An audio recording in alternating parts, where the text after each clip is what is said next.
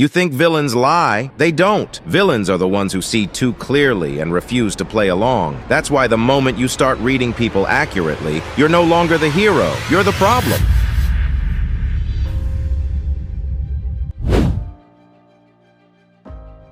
You know what's funny about self-improvement content? Everyone wants to be more perceptive, more emotionally intelligent, better at reading people. They buy books about body language. They study micro-expressions. They learn about cognitive biases and psychological defense mechanisms. They think it's going to make them powerful, and they're right. It does make you powerful, but they never tell you what kind of power it is. It's not the power to win friends and influence people. It's not the power to climb social hierarchies or become universally beloved. It's the power to see the machinery behind the magic trick. And once you see how the trick works, you can never enjoy the show again. Let me paint you a picture. You're at a family gathering. Your aunt is talking about her daughter's wedding. Everyone's smiling, congratulating, celebrating. The whole room is vibrating with joy. Except you notice things. You notice how your aunt's smile doesn't reach her eyes when she mentions the groom's family. You catch the microsecond of tension in her jaw when someone asks about the wedding budget. You hear the slight edge in her voice when she says, "We're just so happy for them," in a tone that's half an octave too high. And suddenly you're not at a celebration anymore. You're watching someone perform happiness while drowning in anxiety about money, status, and whether her daughter is making a mistake. Everyone else in the room, they're just enjoying the wedding talk. But you just watched a one-woman theater production titled "Everything is Fine," and you can see all the stage rigging. This is dark reading, and congratulations, you can't turn it off. Here's what most people don't understand about human interaction. We're not communicating, we're negotiating. Every conversation is a negotiation about reality, status, safety, and self-image. Person A says, "I'm fine." Person A means, "I'm not fine, but I need you to pretend you believe I am because if you push, I'll have to confront things I'm not ready to face." Person B says, "Let me know if you need anything." Person B means, "I'm saying this because it's socially expected, but please don't actually ask me for anything substantial." Person C says, "No offense, but..." Person C means, "I'm about to offend you and I'm preemptively establishing plausible deniability." Once you start dark reading, you realize that almost nobody says what they mean, not because they're liars, because they're human. We've all agreed to speak in code, to wrap our actual meanings in layers of social acceptability, plausible deniability, and face-saving ambiguity. The problem is, you learn to crack the code. And now you're sitting in meetings where someone says, "I think we should explore all options," and you hear, "I've already decided, but I need this to look democratic." You're in relationships where someone says, "I'm not mad," and you hear, "I'm furious, but I've been socialized to believe expressing anger makes me a bad person." You're at parties where someone says, "We should definitely hang out sometime," and you hear, "I'm performing politeness and we both know this will never happen." You've become a translator for a language nobody admits they're speaking, and the more fluent you become, the more alien you feel.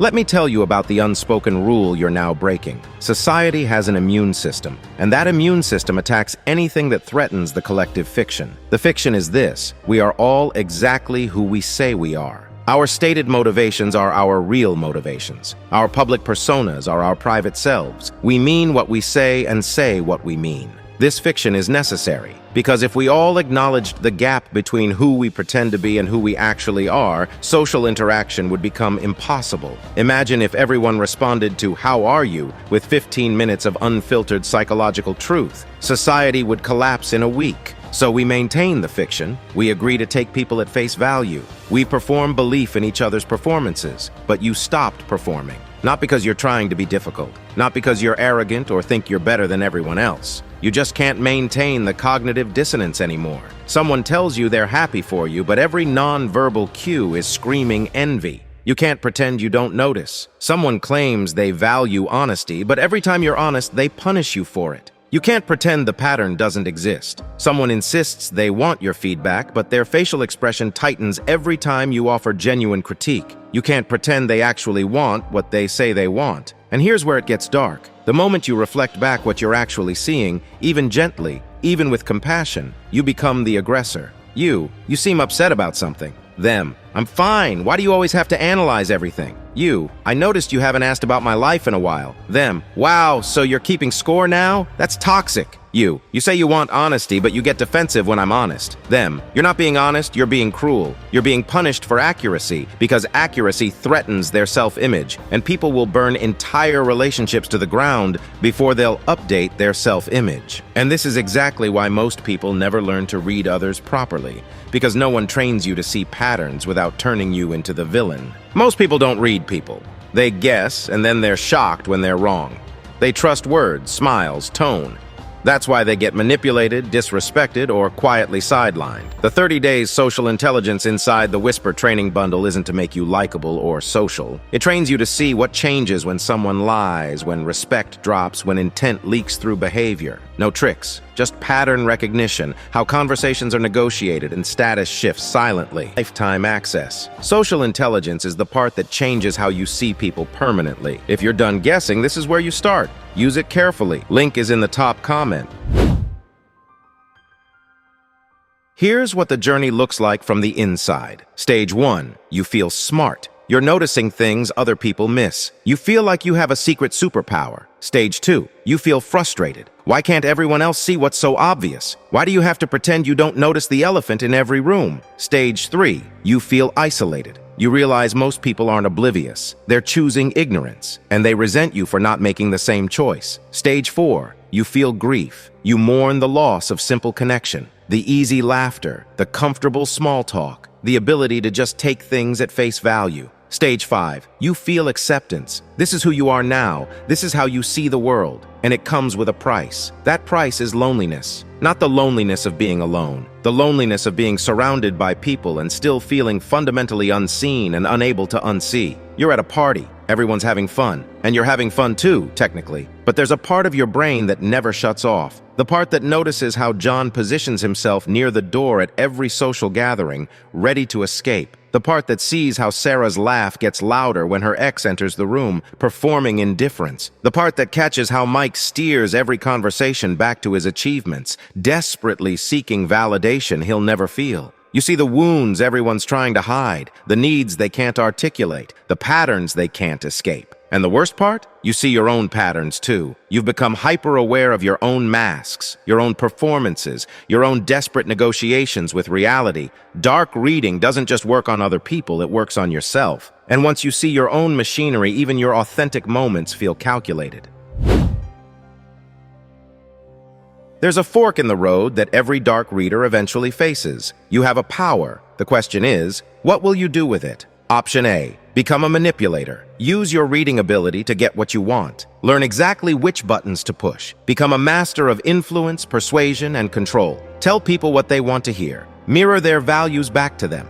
Identify their insecurities and either exploit them or position yourself as the solution. This is the dark triad path. Narcissists, Machiavellians, and psychopaths all excel at dark reading. They see through people and use that sight as a scalpel. The world rewards this path. These people become CEOs, politicians, cult leaders, and charismatic manipulators who leave wreckage in their wake. They're successful, they're powerful, they're fundamentally empty. Option B, become a hermit. Retreat from society entirely. Decide that if authentic connection is impossible, connection itself isn't worth pursuing. Become cynical, bitter, isolated by choice rather than circumstance. This is the path of the wounded idealist. The person who wanted deep connection so badly that when they discovered how rare it is, they decided to stop wanting it. These people build walls. They curate tiny lives where they control all variables. They find comfort in predictability and safety in isolation. They're protected. They're safe. They're slowly dying inside. Option C, become a mirror. Accept your ability to see through people and use it for something else entirely, not to manipulate them, not to withdraw from them, but to understand them without needing them to be different than they are. This is the hardest path, because it requires you to see people's masks, understand why they wear them, and love them anyway. It means seeing your friends' envy and not taking it personally because you understand it comes from their own pain. It means seeing your partner's defensiveness and not reacting with your own because you understand it's their protection mechanism. It means seeing through someone's performance and choosing not to expose them because you understand that performance might be the only thing keeping them functional. This path doesn't make you popular. It doesn't make you powerful in conventional ways, but it makes you something else, genuinely compassionate, Not the performative compassion of people who feel bad for others. The structural compassion of someone who understands that everyone is doing the best they can with the emotional tools they have. Let's talk about why you're the villain. In everyone else's story, they're the hero. They're the good person trying their best. They're the victim of circumstance, bad luck, or other people's failures. Their narrative requires certain things to be true. Their version of events is accurate, their motivations are good, their behavior is justified, their self-image is correct. You threaten all of this, not because you're trying to, but because your presence, your seeing, introduces doubt. When you look at someone with real perception, they feel it. Even if you say nothing, they sense that you're not buying the story they're selling themselves. You're the glitch in their matrix, the mirror they didn't ask for, the question mark at the end of their certainty. And narratively, that makes you the villain. In the hero's story, the villain is the one who sees too much, the one who questions too deeply, the one who refuses to play along, the one who makes them feel uncomfortable in their own skin. Think about every story you've ever read or watched. The villain is often the character with the most accurate assessment of reality. They see the corruption in the system. They recognize the hypocrisy in the heroes. They understand that the status quo is built on comfortable lies. What makes them villains isn't that they're wrong. It's that they refuse to pretend they don't see. You've become that archetype in real life. Not because you're evil, because you're accurate. And accuracy is the greatest social sin. W.E.B. Du Bois wrote about double consciousness, the experience of seeing yourself through your own eyes and simultaneously through the eyes of a society that views you as other. Dark readers develop a different kind of double consciousness. You exist in two realities simultaneously. Reality 1, what people are saying and doing. Reality 2, what people actually mean and why they're really doing it. And you can never fully inhabit just one. You're always toggling, always translating, always aware of the gap. Someone says, "I love your work." Reality 1, they appreciate your work. Reality 2, they're positioning themselves for a favor later, or they feel threatened and are managing the relationship, or they genuinely appreciate it but resent you for making them feel inadequate, or they're being reflexively polite, or you can't just receive the compliment. You have to process all the possible layers. This double consciousness is exhausting because you can never just experience the moment. You're always analyzing it, always aware of the subtext, always reading between, behind, and beneath. People ask you, why can't you just relax? And the answer is, because relaxing requires not noticing, and you can't not notice anymore. It would be like asking someone to unlearn language and just enjoy the sounds people make without processing the meaning. Once you know the code, you can't hear it as noise again.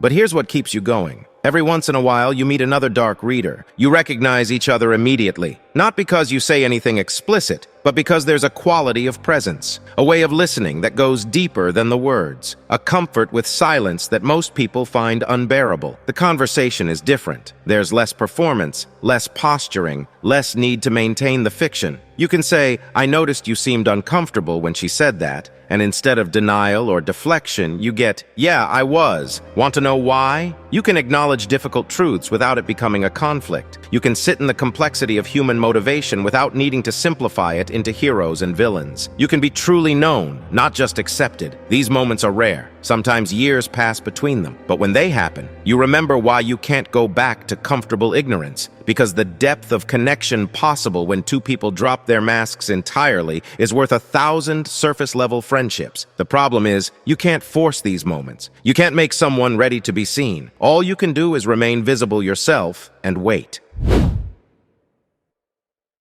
So here's where we are. You've developed the ability to read the unspoken, to see the patterns, to understand the machinery behind people's behavior. This ability has isolated you, made you the villain in other people's narratives, cost you the comfort of easy ignorance. And every single day you face the same choice. Do I pretend I don't see what I see? Do I perform ignorance to maintain relationships? Do I sacrifice my own clarity for social acceptance? Most days, in most situations, the answer is probably yes. You learn to code switch, to meet people where they are, to let small things slide, to choose your battles. This isn't weakness, it's wisdom. Because the point of dark reading isn't to go around exposing everyone's masks and destroying comfortable illusions. The point is to see clearly so you can choose consciously, to understand what's really happening so you can decide how to respond rather than just reacting, to recognize patterns so you can break the ones that don't serve you and maintain the ones that do. But in the moments that matter, the relationships that matter, the decisions that matter, the times when truth is more important than comfort, you don't pretend. You see clearly. You speak accurately. You remain true to what you know, even if it makes you the villain, even if you're misunderstood, even if you end up alone in your clarity. Because the alternative is betraying the one person you can never escape, yourself. You've seen behind the curtain. You can't unsee it. The only question left is, what will you do with eyes that see in the dark?